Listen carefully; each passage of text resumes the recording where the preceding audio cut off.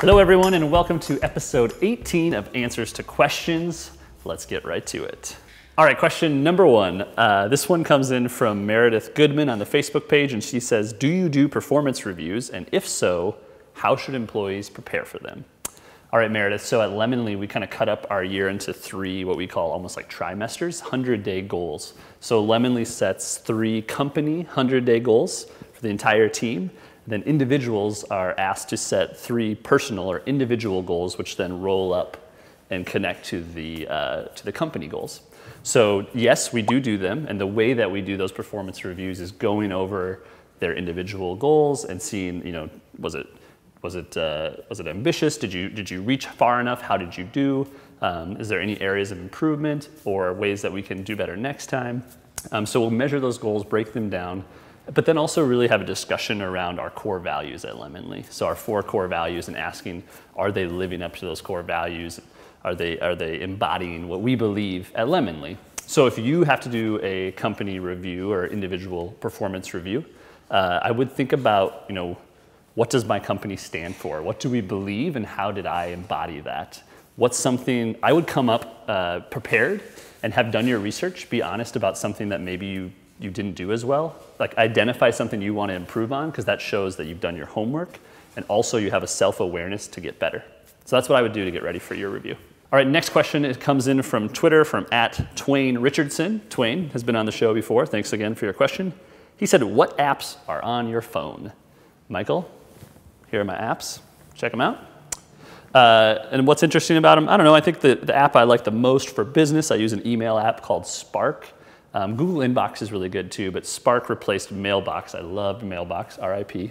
But Spark, it allows you to swipe emails and like snooze them till later. So I'm always, usually like 20 emails or less in my inbox, and I get a lot of emails, so I love that one. Personally, I use a really cool one called Coach.me. It allows you to, actually it's kind of a swiping app as well, check off like daily tasks or build habits. So things like I have, you know, write for 30 minutes a day, or exercise, take a vitamin, do push-ups, like those type of things when you're trying to build any sort of habits.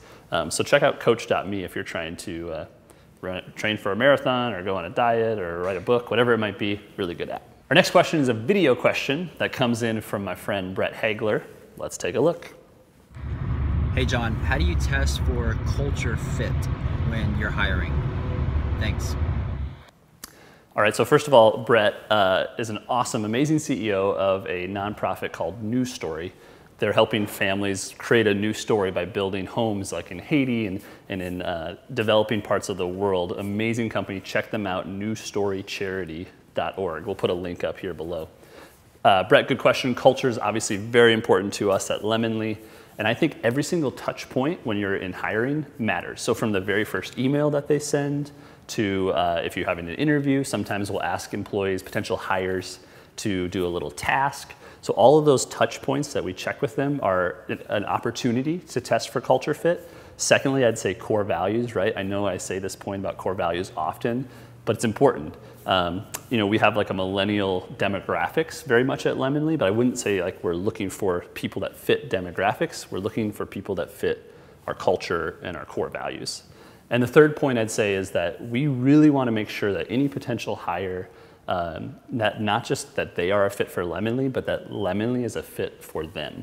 So whether it be, you know, taking them out to lunch or doing that interview or having multiple conversations, that they feel that it's a great choice for them, right? Because if we feel that they fit the culture, but they more importantly feel that Lemonly fits them, and it's going to be a match kind of made in heaven, you not only have a great engaged employee, but someone who will stay for years to come.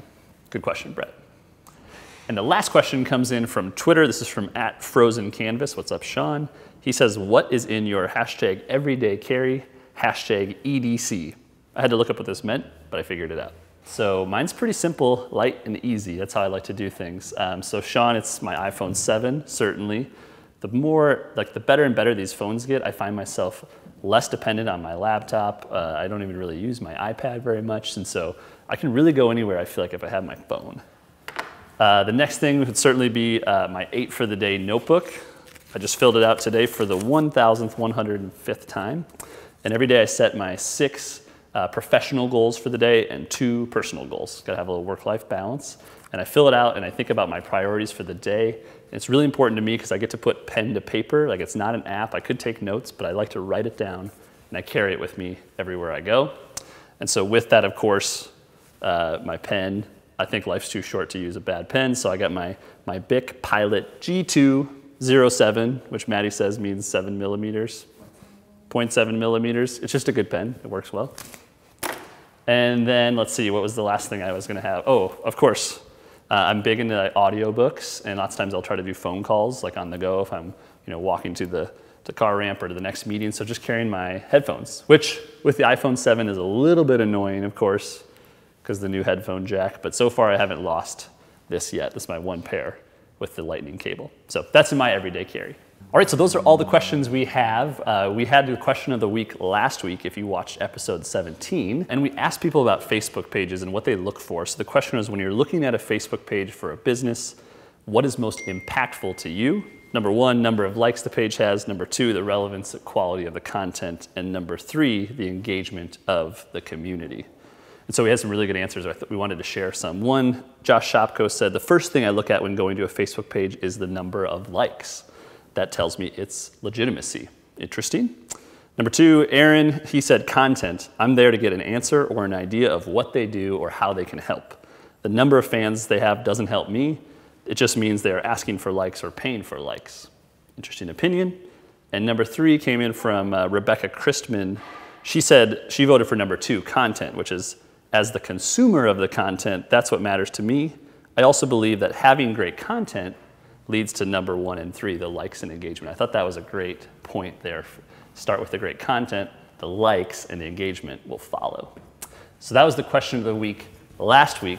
The question of the week this week is, what's in your everyday carry, your hashtag EDC? Share a picture or leave a comment on what you carry around every day that you can't live without.